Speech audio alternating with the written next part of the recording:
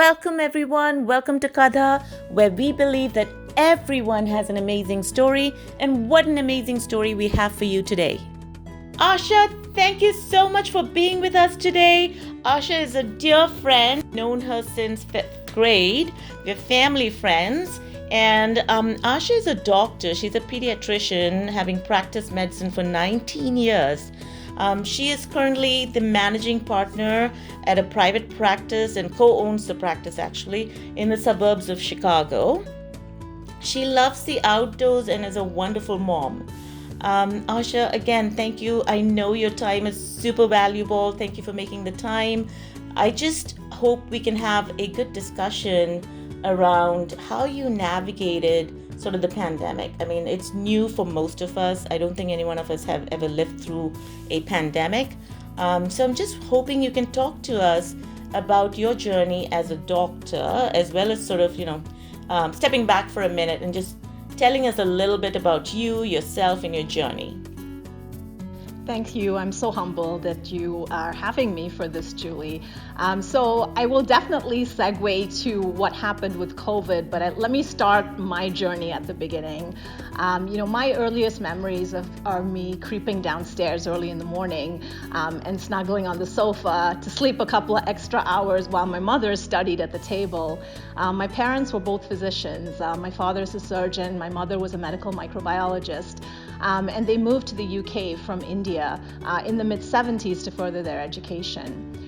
Growing up in the UK at that time and being the only Indian girl in the class, it taught me a lot about being different and wanting to fit in. And more importantly, I think it taught me how to be empathetic and value inclusion. Because if you've never been in that position, it's hard to know how other people feel. My parents, like most immigrants to a new country, struggled a lot and they made a lot of sacrifices. I'm sure many first-generation immigrant parents relate to this, as well as their children. My father was a qualified surgeon. He worked for the National Health Services in the UK as a physician and general practitioner, taking night calls, while my mother studied and worked during the day to qualify as a member of the Royal College of Pathologists, just so that they could be one parent present when the kids came back from school at the end of the day. I never really appreciated all the hard work my parents put in until I became a parent myself and realized how hard it is, juggling family and work at the same time. Now, I moved back to India when I was 10 years old. That's when we met. We were in the same class together in 5th grade. That was another cultural shock for me. I knew nothing of the country of India. I knew nothing of the language or culture. I was just this girl from England with a funny accent who made hilarious gaffes while trying to learn the native language, which I didn't know anything of. I struggled because I was one of the best in my class in the UK, and then I moved to India and I was just a mediocre average student because kids there just learned a lot more at that stage. So I remember just many anxious mornings where I would take the bus to school just being so nervous about what the day would hold. I think I've always known I wanted to be a doctor. I don't know how much of this is my parents' influence. Truthfully, just seeing them do their work and the rewards that it's brought to them has really influenced my decisions. My father, he was the first physician from his village in Kollam, Kerala. And during my visits to my father's hometown, I'd remember people would come up to him, they would just bow before him and kiss his hand. And I would be like, wow, this is my dad. Why are they doing this? I'd be kind of embarrassed. And then I'd ask him later on, and he would just say that, he'd operated on maybe their fathers or mothers or their sons or daughters. And that really brought this huge level of respect that I had for my father. Seeing what my parents did every day, that service, the respect, the dedication they had to their careers, the community, the church, it just made me realize what a rewarding career this could be. So I ended up going to medical school in Trivandrum, which is my hometown in India where I grew up and spent a large part of my life. The same place, the same college my dad graduated from, and the same college that my parents were both faculty at. So that was kind of interesting, going to med school where your parents were professors and everyone knew you and analyzed and your grades and everything about you because you were expected to be a little bit better than the rest of them. Yeah, and I don't know whether it was cool. I wasn't very cool when I was in medical school. That journey took me to America in 1997, where I joined my husband, who was my high school sweetheart. I joined him after we'd been married a year. We were apart for a whole year because that was one of the first of the sacrifices, of the numerous sacrifices he's had to deal with in being married to me. But I had to complete my house surgency or internship before I could come to the US. So can I cut in really quickly? How did you guys meet? I think Joe's an engineer, is that correct? So we were in high school together. Yeah, so coming to the US itself, it was filled with its own challenges because you're now adjusting now to a new culture, a new climate. I had to take a whole series of exams, like 3 exams, so I could be licensed and on par with US medical graduates. The last of those exams I had to take in Philadelphia, so I had to fly to Philadelphia from Chicago. My oldest was 2 months old then, so I left my baby. That was our first trip away, but I don't think it was like a little date because I was studying for an exam, I was stressed, and I wanted to get back to my baby. So I don't think my husband really enjoyed that trip too much. But anyway, I ended up applying to residency positions in Chicago because I knew that we would need a lot of support because I had my son, and I knew I'd need a lot of support in order to be able to complete my pediatric residency training. And I don't think I would have made it to where I am without the support of my family, my parents, my husband's parents, and my husband, as well as my kids, who have taught me a lot about being a good pediatrician. Because you can't be that, you can't talk about or give advice without knowing what it's actually like doing that. So I did my residency at the University of Illinois in Chicago. So that was a huge switch from going to like a quiet, conservative place in India, quiet town in India, to inner city Chicago. I learned so much during my pediatric residency training, not just about pediatrics, but also about human nature and circumstances, because it really helped me to empathize and understand about racial disparities, as well as cultural misconceptions and difficulties that the less fortunate have to deal with. Because it's only when you talk to them and really understand what they go through, and when you walk through their shoes, that you realize the difficulties that they actually have to experience. So you've lived in 3 continents, right? You've been in Europe, South Asia, and America. So that definitely would have helped you evolve your perspective as well, right? In terms of cultural differences, and like you said, just trying to fit into each. I mean, that's really fascinating. I think very highly of medical professionals. I look up to doctors. I think it's one of the most noble professions. I mean, I know when I'm sick, like just getting that reassurance at the very foundation, just having someone who's an expert telling me you're going to be fine makes such a big difference. So, I mean, I look at it as one of the most intimate, trustworthy relationship, right? Like between a doctor and a patient. But having said all that, what do you love the most about the work that you do? So I'm a pediatrician, and I often tell the parents of my patients the best part of my day is when I go in to see a newborn baby.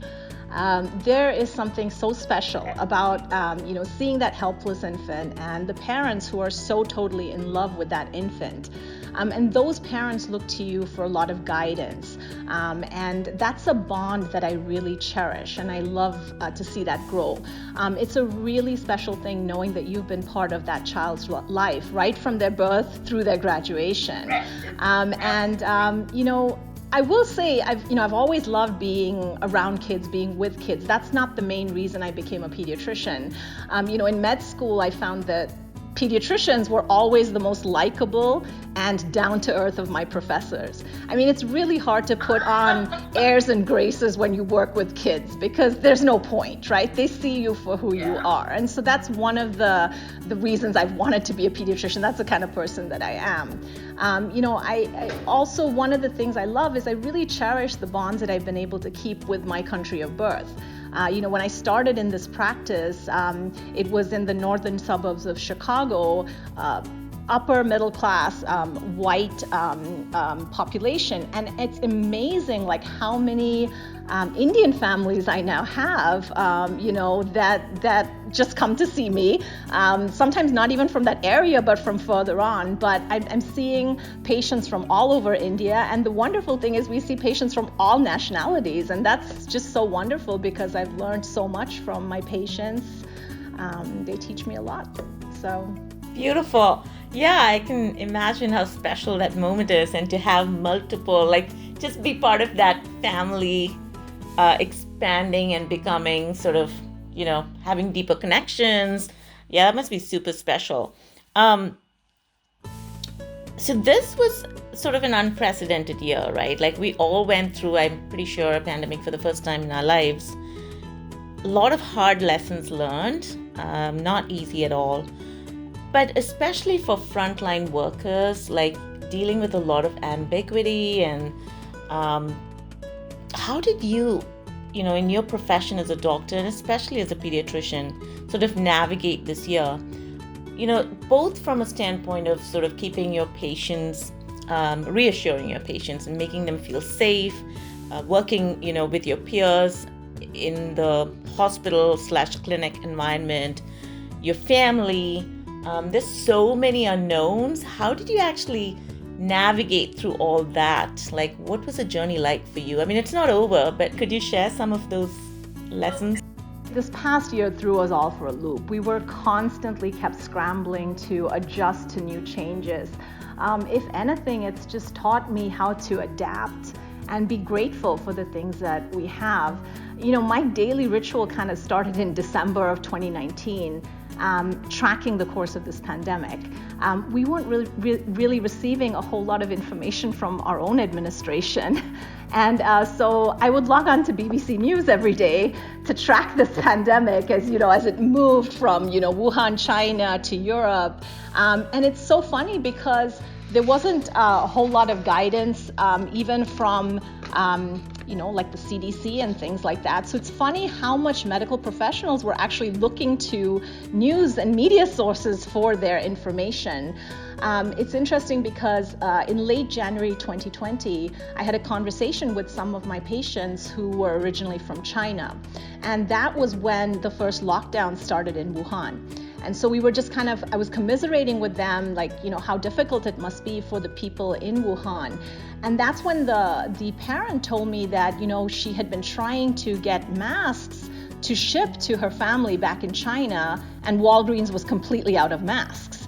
And that just set off alarm bells in my head. So right after that, I was talking to our staff who orders the supplies, and I kind of told them, you need to start ordering a little bit extra in terms of supplies because we're going to start having shortages. And no one really was worried about that. No, nothing like that's going to happen. And then lo and behold, a week after that, they started rationing our supplies. We weren't getting as many masks, and we had to look to other suppliers.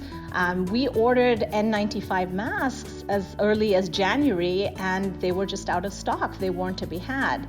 And we had to approach other children's hospitals where we were on staff at and contact their suppliers. I still remember February of last year where I was able to get order placed, and I literally did not leave the office, not for lunch, not for anything, because I couldn't believe we would actually get those masks because our orders had been canceled. And when they came, I literally put them in a safe place under lock and key because that supply of masks, which weren't a lot, are what we are still using a year later right now. And so it just It was interesting because as we were tracking this pandemic and then it finally reached the shores of the US, I started reaching out to my residency colleagues who were in Washington, where the outbreak first started, in Washington State and in California, to talk to them to find out what were they dealing with in their pediatric practices, because that was really a way that we could prepare, because we could really expect that pretty soon that's going to hit us. That's what's going to happen to us. So we really had to do a lot of planning and forethought. We implemented telemedicine really quickly. This was something that we talked about as maybe something that would happen in the future, but like literally we had to implement that within 24 hours when the lockdown started, because lockdowns don't prevent sick kids. And we really need to be able to see them. So telemedicine was really a lifeline by which we could at least talk to the parents, reassure the parents, assess the child. Some kids who were really, really sick, we were able to even send to the ER. And other kids, we could actually have them seen in our office. We had to change the way we practice medicine because we couldn't just have sick kids walk in at any time of the day. We had to constantly start screening people and asking history about travel. And it was so interesting because the travel history went from, have you traveled from Wuhan, China, to have you traveled from Europe, and then have you traveled from New York, or have you traveled from Washington as the pandemic began to spread. So we constantly had to modify and change that. As the lockdown progressed,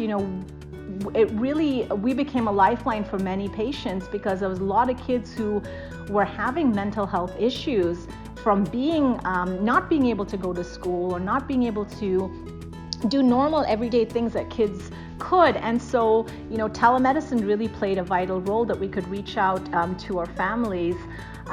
It's also very different when you actually make that virtual house call and you actually see your patient in their home, or you see your teenage patient in their bedroom and you can see their posters and things that they like. And it brought like a whole new level of really being part of that family. So it was really something that I actually enjoyed. And I think for a lot of our patients and their parents, they were really happy that we could do that as well.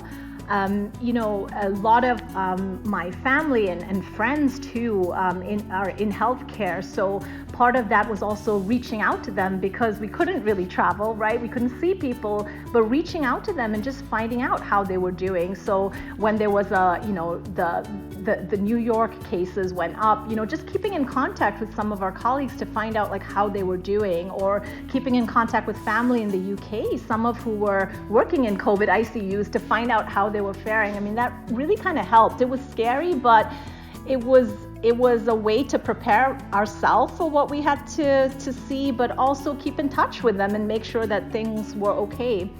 I think Zoom calls also have helped us learn so much, because in the beginning of the pandemic, we weren't really receiving a whole lot of guidance, not from the administration, the government, or the CDC.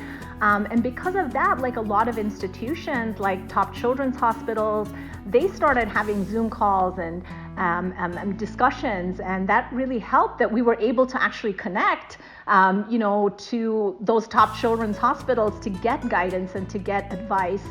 And even internationally, because when the UK saw their initial big splurge of cases, there was a lot of more complicated pediatric cases and something called MIS-C.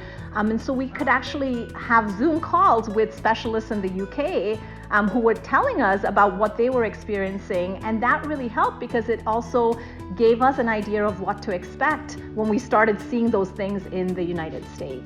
So do you feel like things were, because this was not part of a big hospital, that, the environment you were operating in, did that help or did that hinder your ability to quickly change? That's a great question. I think that, early on in the pandemic, talking to some of my friends, like with PPE, they were telling me that you're a private practice, at least you can implement these things quickly. And I could, because I could be like, all of our staff are going to mask. That is mandatory. We all have to mask. We all have to wear goggles. versus if I worked in a huge hospital, I would have to go through many channels. I'd have to provide that for many people. So because I'm responsible for a practice of 20 employees, I want to make sure my employees are safe. It's a little easier for me to implement these things. Because we were a private practice, we could implement universal masking for our parents and patients way before the state issued those guidelines. And in order to make that possible, one of my partners actually brought a sewing machine and joked she had a sweatshop at home and she was having her daughter stitch masks. So that we could provide those for our patients, because this was when there was a shortage. So I think being part of our own practice helped us really implement these gold standard procedures that were implemented later on by bigger hospitals and bigger institutions, and we could adopt that much more quickly because there was less red tape to go through. Being in a private practice also has its disadvantages. We're on the lower end of the totem pole when it came to getting supplies like personal protective equipment or disinfecting wipes, hand sanitizer, etc. At one point, we were even looking into making our own hand sanitizer with aloe vera as well as ethanol. We had also purchased a machine to be able to do COVID PCR testing for our patients in our office. But because hospitals and larger labs took priority, it was only in October before we could start getting reagent cartridges to be able to do this in-house COVID PCR testing in our office. Even that required a lot of forethought as well as logistics, because we didn't want to alarm our patients and make them afraid of coming into the office. So we had to implement sick visits where we would go out into the parking lot, test kids in their cars, and then examine them outdoors in their cars. And in terms of your family, right? You had to go to work, potentially, because the symptoms were not very well known, and it was just so much, again, that we were still learning. How did it change, your routine at home, if you will? Right. So I think the one thing was when the lockdowns, which started, was in March in our state, one of the big comforts for me was when my kids were all home. And that's because I had a son who was in college in Chicago, so he came home, and another son who was in boarding school in a private school in Wisconsin, and he came home. So when everyone was home, it was actually so much more of a relief to me because I didn't have to worry. They were home, they were safe. The routine changed in that it was nerve-wracking, I think, for my family. There was a point early on in the pandemic where my 10-year-old daughter just hugged me and she's like, "Mom, why can't you work from home? Why do you have to go to work?"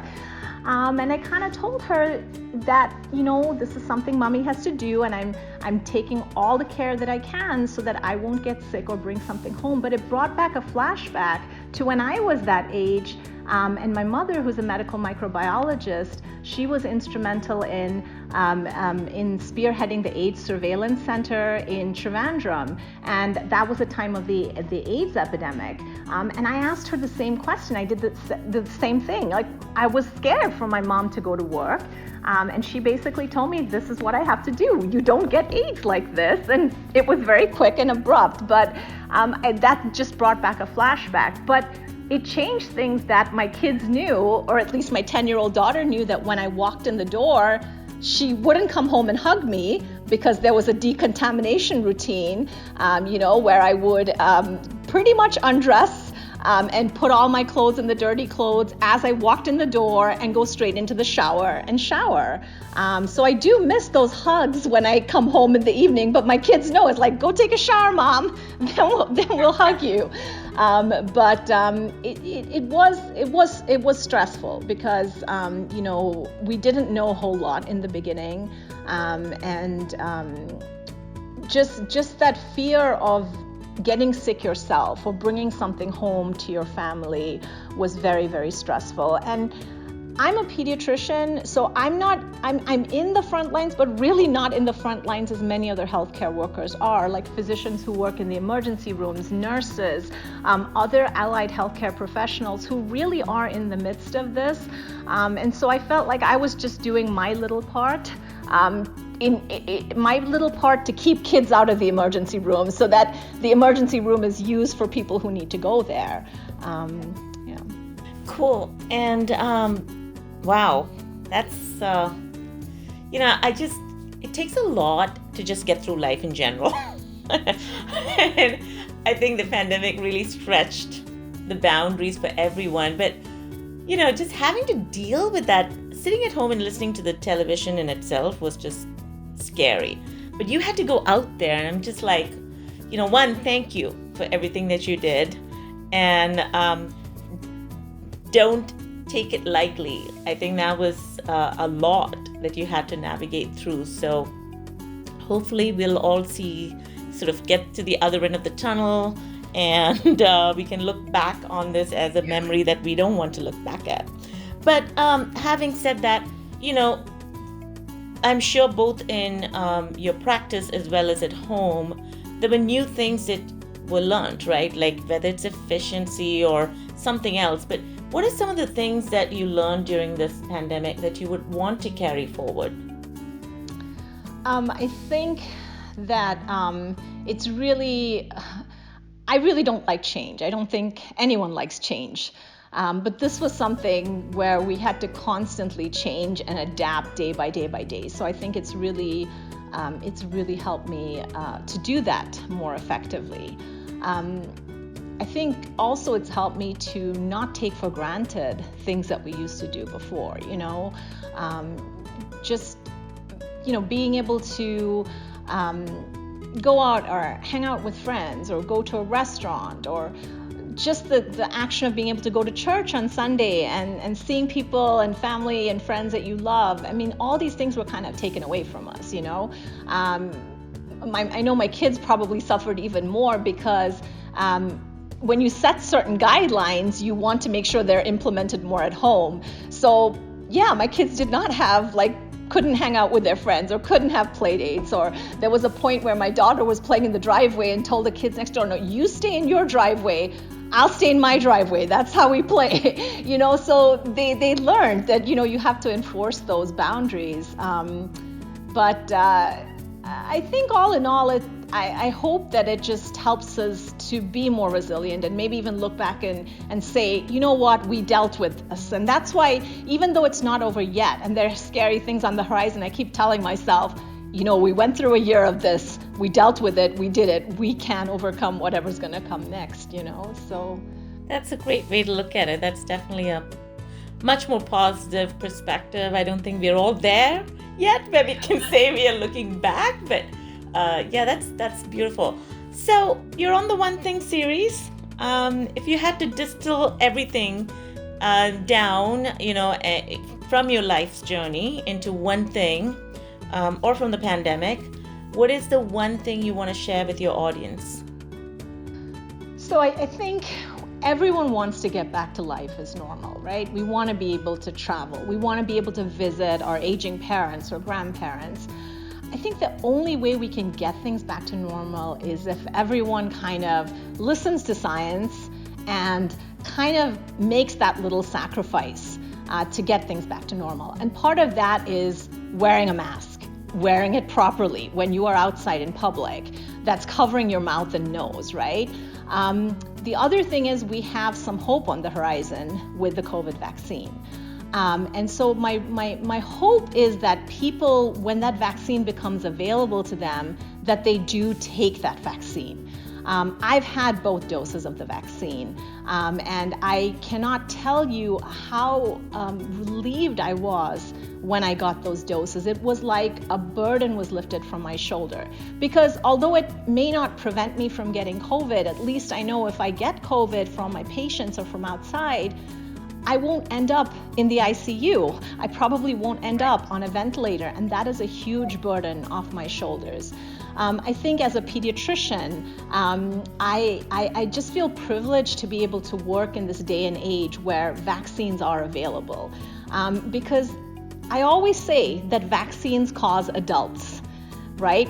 We don't see childhood death from diseases like polio, diphtheria, tetanus, measles, bacterial meningitis because of that scientific breakthrough of vaccines. And so if we want to see the end of this COVID pandemic, when the vaccine becomes available, we would hope that people would go out and get that vaccine. Because it's all great having a vaccine, but if it doesn't end up in the arms of people, we're not going to acquire that herd immunity, which will let things go back to normal. That is very important and a message, and it comes from someone who has the background and the knowledge to share that. So thank you, Asha, for sharing that very pertinent piece of information. I do hope everyone that's listening and everyone who's not listening to this particular podcast follows the advice that you just provided. Thank you, Asha. Thank you for making the time to join us today. I had a lot of fun just listening to you. It's been a while. Again, wish you the very best, both with the practice as well as, much love to your family. Thank you so much for having me, Julie. Thanks everyone for joining in. That's it from Kadha for today. Signing off. Bye-bye.